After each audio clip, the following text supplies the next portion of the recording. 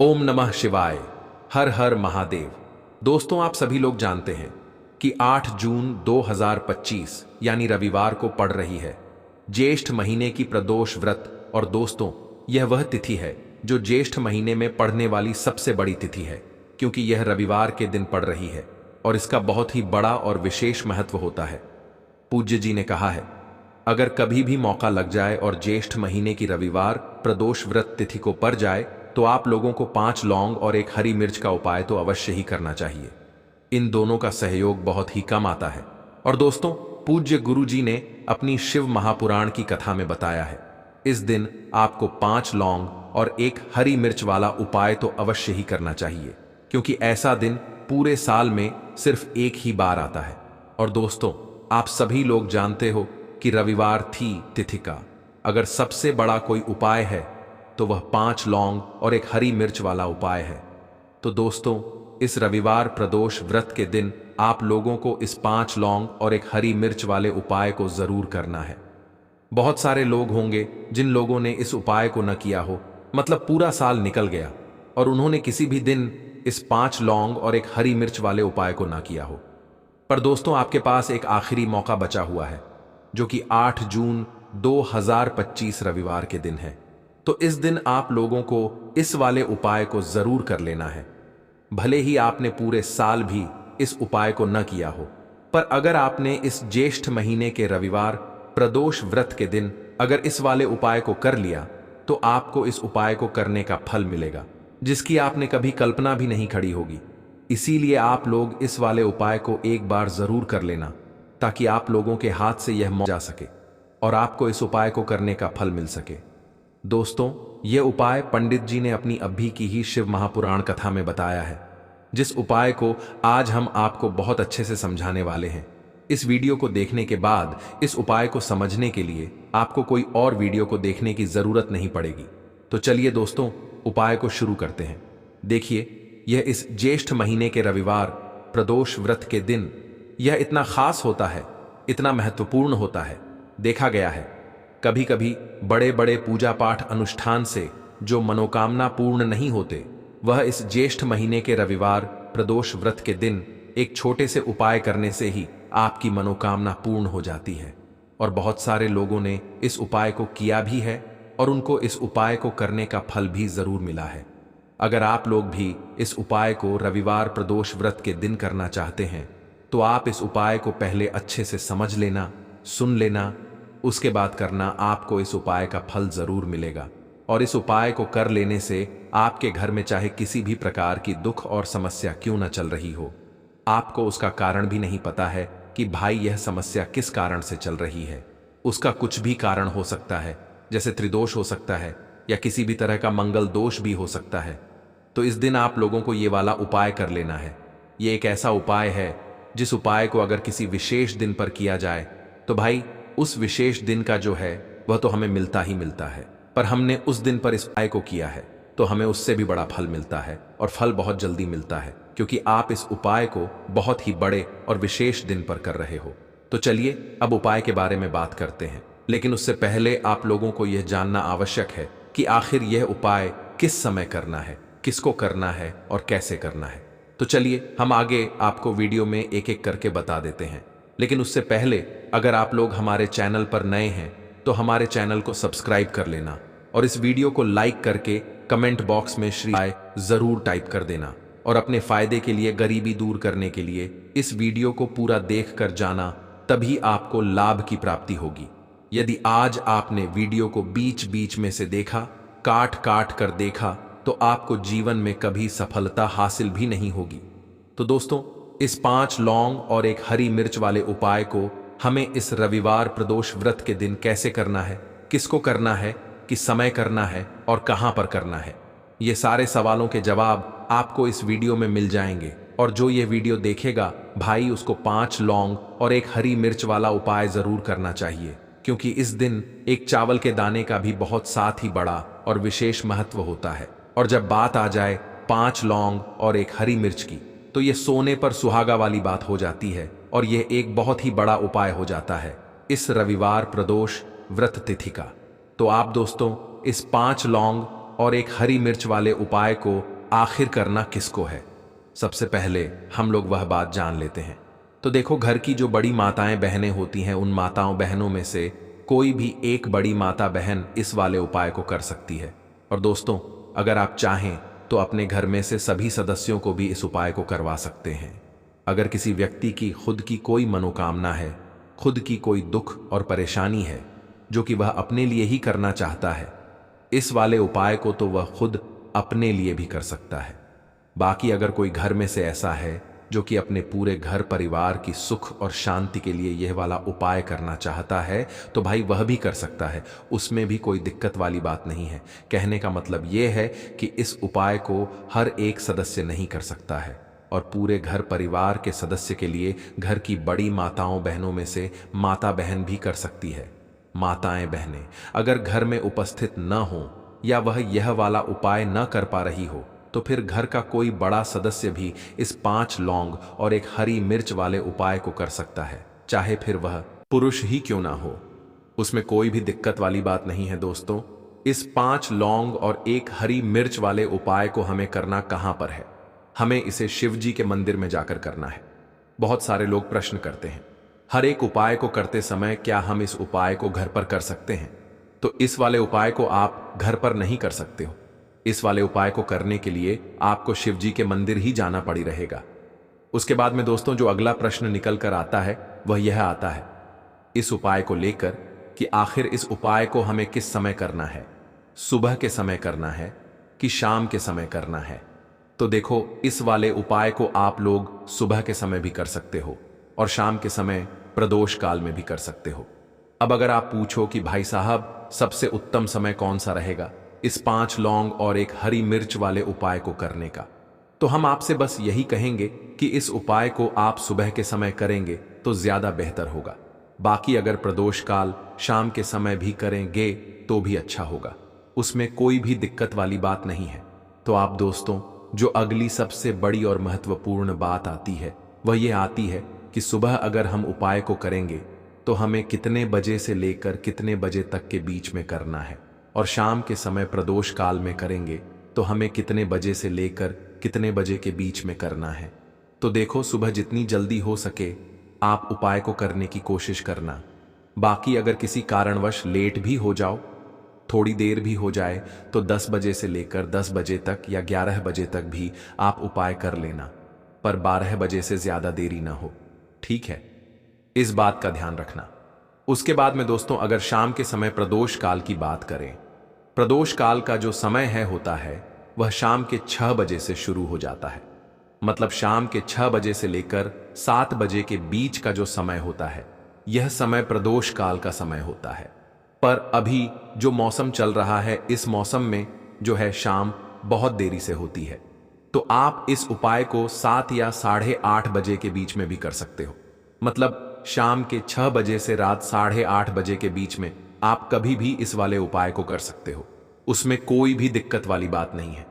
देखिए, यदि हम किसी भी प्रकार के उपाय को निश्चित दिन और निश्चित तिथि पर करते हैं तो इसका हमें बहुत अधिक लाभ मिलता है, और इन उपायों को करने के बाद हमारे जीवन में बहुत अधिक परिवर्तन आता है।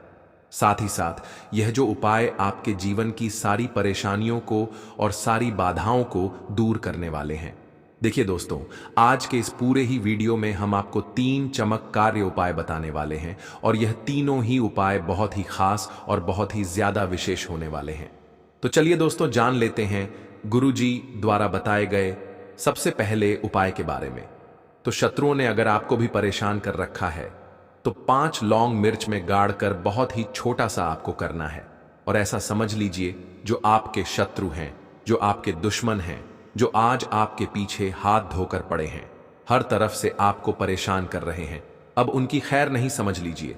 अब उनकी सारी ताकत खत्म होगी, सारी शत्रुता निभाना भूल जाएंगे, उनकी सारी अकड़ निकल जाएगी। जब 5 लौंग मिर्च में गाड़कर बहुत ही छोटा सा उपाय आप कर लेंगे तो शत्रु को, जो व्यक्ति को हर तरफ से बर्बाद कर देते हैं, दुश्मन, जो व्यक्ति के पीछे अगर पड़ जाएं तो हर वर्ष संभव प्रयास करते हैं कि व्यक्ति का धन चला जाए, उसका व्यापार चला जाए, उसके घर में गरीबी छा जाए, वे की समस्याएं आ जाएं। सी सोच रखते हैं शत्रुता निभाने वाले कुछ लोग। अब देखिए, आपके जो शत्रु हैं, आपके जो दुश्मन हैं, ये कहीं पर भी हो सकते हैं। विशेषकर गुप्त शत्रु, जिनके बारे में आसानी से पता करना बहुत मुश्किल होता है, क्योंकि यह गुप्त तरीके से शत्रुता निभाते हैं। सामने तो बहुत अच्छे बने रहते हैं, लेकिन व्यक्ति की पीठ पीछे वार करते हैं। मतलब पीठ पीछे बहुत कुछ ऐसा करते हैं कि जो व्यक्ति है वह पूरी तरह से बर्बाद हो जाए, उसके धन की हानि होकर से जैसी समस्याएं आए, उसका व्यापार खराब हो जाए। तो ये जो गुप्त शत्रु हैं, यह सबसे खतरनाक है और इनसे बहुत ज्यादा बचने की आवश्यकता है। क्योंकि देखिए, अगर सामने से कोई आप पर वार करता है, आपको भला बुरा कहता है, हानि पहुंचाने की कोशिश कर रहा है, और आपको पता है कि यह व्यक्ति मेरा शत्रु है, रहना आप उसको अच्छे से जानते हैं, आप शायद बच जाएंगे। लेकिन गुप्त शत्रुओं से बचना बहुत मुश्किल होता है। अगर आपके जीवन में भी बहुत ज्यादा दुर्घटनाएं हो रही हैं, घर में लड़ाई झगड़ा बहुत रहता है, अचानक से आपके घर में जो बिजनेस है या जो नौकरी है वह चली गई, बिजनेस लॉस में जा रहा है, कारोबार आपका ठप पड़ रहा है, हो सकता है आपके शत्रु ने कुछ इसके पीछे किया कराया करवा दिया हो। ऐसे में आपको घबराने की बिल्कुल आवश्यकता नहीं है। बस 5 लौंग वाला छोटा सा उपाय करने की आवश्यकता है। और ऐसा समझ लीजिए कि जो आपके शत्रु हैं, जो आपके दुश्मन हैं, उनकी आपके जीवन से छुट्टी हो जाएगी और वह लाल लाख कोशिश करने के बाद भी आपका कुछ नहीं बिगाड़ पाएंगे। तो देखिए, हमने पहले भी आपको बताया है कि जो लौंग है यह साधारण नहीं है। लौंग में बहुत चमत्कारी शक्तियां होती हैं। लौंग बहुत देवी शक्ति के साथ आती है। आपने देखा होगा, जब हम माता का पूजन करते हैं, मां दुर्गा का पूजन करते हैं, उसमें भी हम लौंग जरूर उपयोग में लेते हैं। बिना लौंग के मां दुर्गा का पूजन भी अधूरा होता है। भोग में भी उन्हें लोग ही हम चढ़ा लाते हैं। अब देखिए, लौंग के जो उपाय है, यह तुरंत आपको अपने जीवन में चमत्कार दिखाते हैं। मतलब तुरंत इनका प्रभाव होता है और आपकी जो भी समस्याएं हैं, जैसे दुश्मन परेशान कर रहे हैं, शत्रु परेशान कर रहे हैं, वह तुरंत आपका पीछा छोड़ देते हैं, आपके जीवन से निकलकर बाहर हो जाते हैं। उस पर भी जो हरी मिर्च आपने ली है, ऐसा समझ लीजिए कि शत्रु पलट कर देखने की भी गलती आपको नहीं करेंगे। ऐसा अचूक उपाय है, गुप्त शत्रुओं के लिए भी है। और सामने से अगर आपके शत्रु आप पर वार कर रहे हैं, आपको हानि पहुंचाने की कोशिश कर रहे हैं, उनको भी जीवन से दूर करने के लिए आप इस उपाय को करें। इस उपाय को किसी भी दिन आप कर सकते हैं। स्त्री, पुरुष, महिला, कोई भी इस उपाय को कर सकता है। इसी के साथ अगर आपको ऐसा लगता है कि आपके घर पर किसी ने कुछ करा दिया, व्यापार को बंद दिया, आपके घर के किसी सदस्य को ऐसा कुछ करा दिया कि वो व्यक्ति जो है सफलता प्राप्त नहीं कर पा रहा है, बहुत मेहनत करने के बाद भी आपके घर का कोई सदस्य या आप खुद जीवन में बहुत पीछे हैं, वी मेहनत बहुत कर रहे हैं, लेकिन उसका फल नहीं मिल पा रहा है।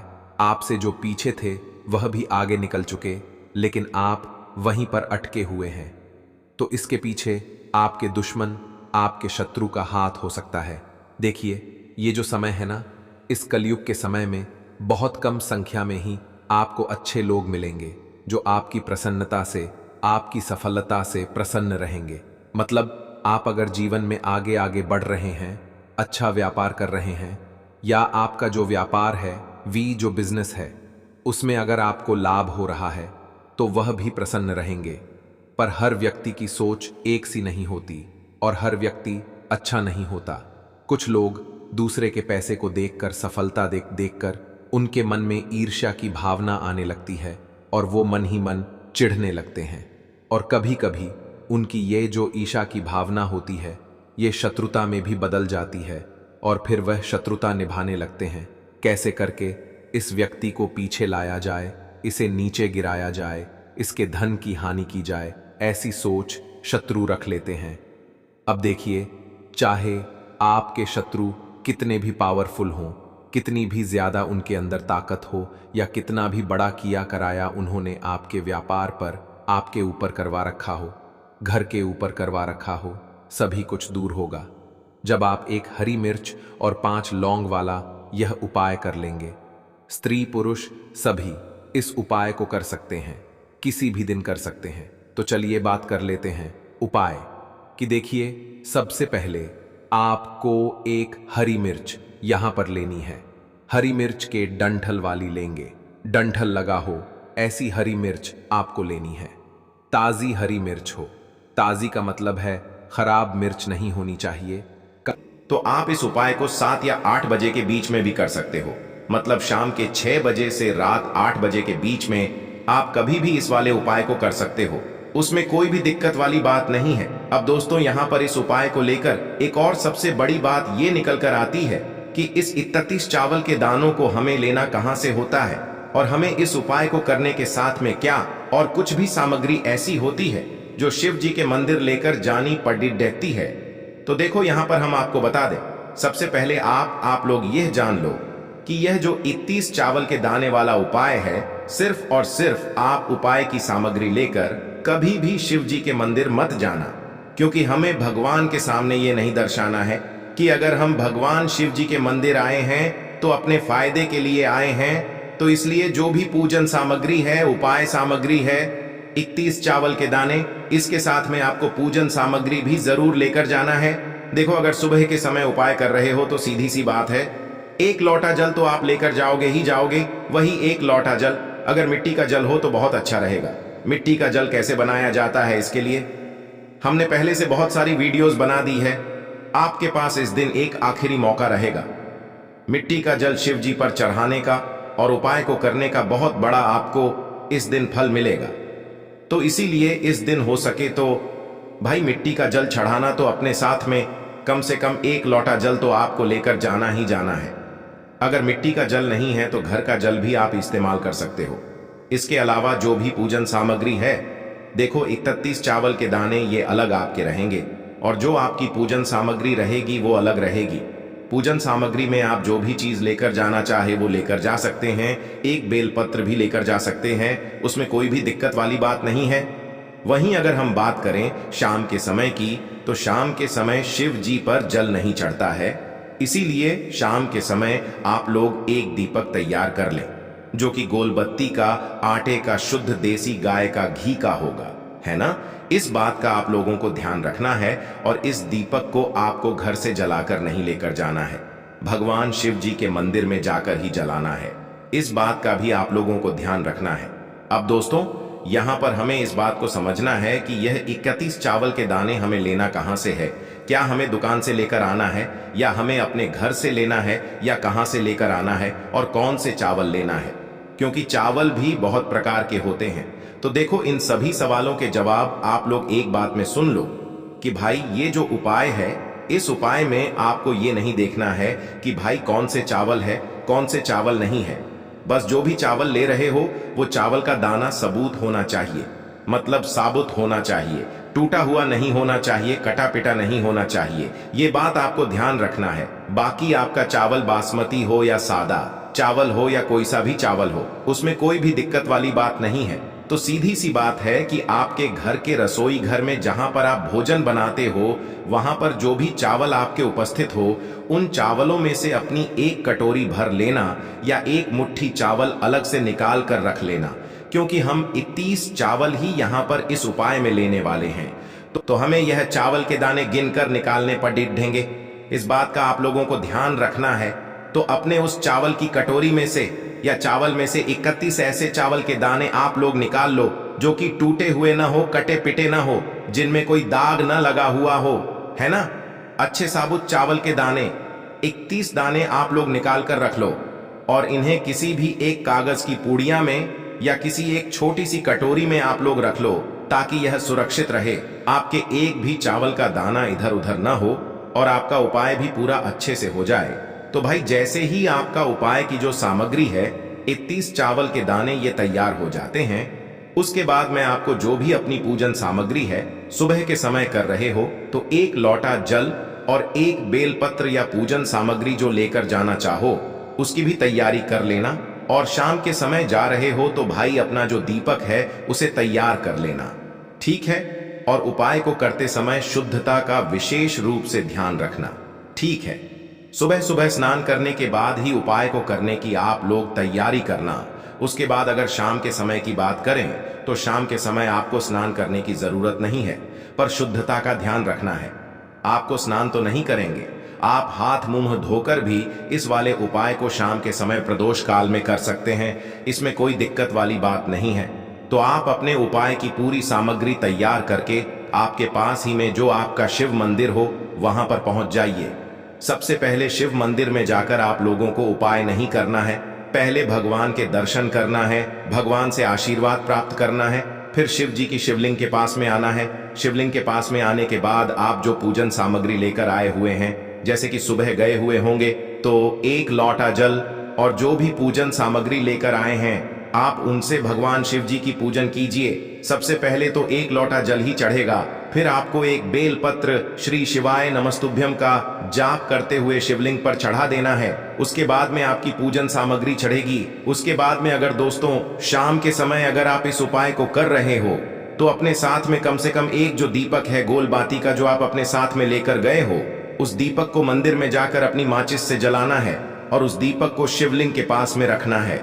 ठीक है, इस दीपक को रखने के बाद ही आप लोगों को अपना ये वाला उपाय शुरू करना है और दीपक को ज्यादा पास में मत रखना, वैसे भी गर्मी पड़ रही है। भगवान शिव जी को आंच नहीं लगनी चाहिए, है ना। तो भाई जैसे ही आपकी पूजा अर्चना हो जाती है, आप भगवान शिव जी को प्रसन्न कर लेते हैं। उसके बाद में शिवलिंग के पास ही में आप कहीं पर बैठ जाइए, सामने या आसपास जिस जगह पर आपको बैठना हो वहां पर बैठ जाइए और अपने वह 31 चावल के दाने अपने सामने निकाल कर रख लीजिए, क्योंकि अब यहाँ पर उपाय को यहाँ पर करने की आपको तैयारी करना है। और इस तरीके से जब आप उपाय करेंगे, पूजन सामग्री करने के बाद, पूजन अर्चना करने के बाद, तो आपको उपाय का फल बहुत जल्दी और बहुत बढ़ा होकर मिलेगा। तो अपने 31 चावल के दाने अपने सामने निकाल कर रख लेना और यह जो उपाय है यह आपकी सीधे हाथ की हथेली से होगा, इसलिए इस बात का भी विशेष रूप से ध्यान रखना है। तो सीधे हाथ की हथेली का प्रयोग करके ही आप लोग अपना इस वाले उपाय को करना। अपने सामने जो भी आपकी कागज की पुड्डियां है उसको खोल कर रख लो, या कटोरी है तो भाई उसे अपने सामने रख लो और अपने वह 31 चावल के दाने निकाल लो। ठीक है, उसके बाद में दोस्तों अब आपको क्या करना है कि शिवलिंग आपके सामने होगी, तो आपने वह 31 चावल के दाने एक एक करके जहां पर आपने बेलपत्र चढ़ाया है, आपको शिव जी के शिवलिंग के ऊपर चढ़ाना है। कहां पर चढ़ाना है? शिवलिंग के ऊपर चढ़ाना है और कहीं पर भी नहीं चढ़ाना है।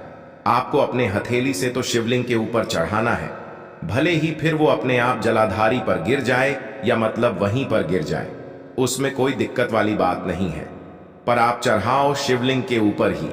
तो आपको क्या करना है, अपना पहला चावल का दाना उठाना है, श्री शिवाय नमस्तुभ्यम बोलना है और शिवलिंग पर चढ़ा देना है। इसी तरीके से दूसरा चावल का दाना उठा है, शिवलिंग पर चढ़ाना है और मंत्र बोल देना है।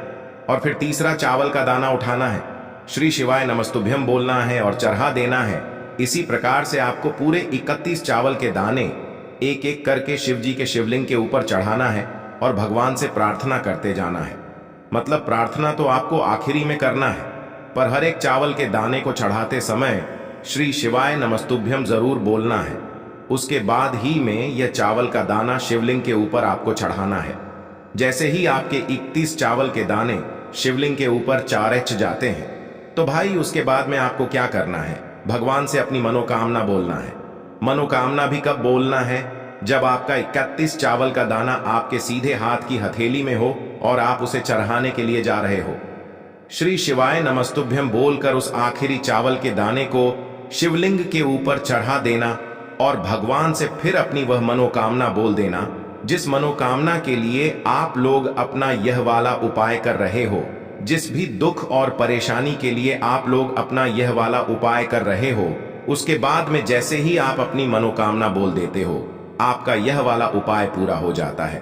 पर दोस्तों, उपाय को करने के बाद आप लोगों को 2 मिनट भगवान शिव जी के मंत्र का जाप जरूर करना है और मंत्र का जाप करने के बाद भगवान से एक और बार प्रार्थना करना है अपनी मनोकामना के लिए या अपनी जो भी दुख और परेशानी है उसके लिए।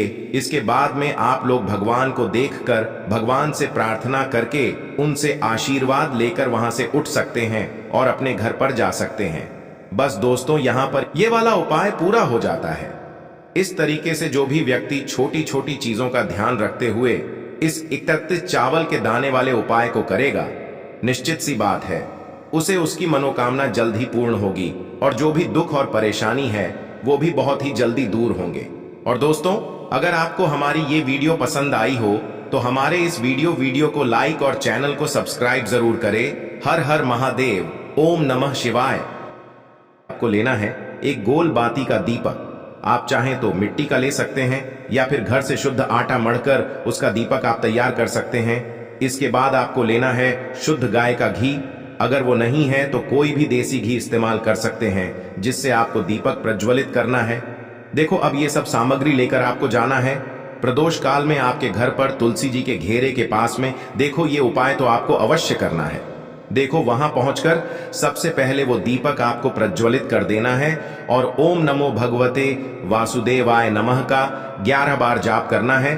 उसके बाद आपको अपने सीधे हाथ में थोड़ी हल्दी लेकर उस दीपक में अपना नाम और गोत्र बोलते हुए डाल देना है। उसके बाद माता लक्ष्मी से आपको प्रार्थना करना है कि हे महालक्ष्मी, हमारी सभी दुख तकलीफों को दूर करो। हे महादेव, हमारे सब दुख कष्टों को खत्म करो। इस भावना से आपको ये उपाय करना है।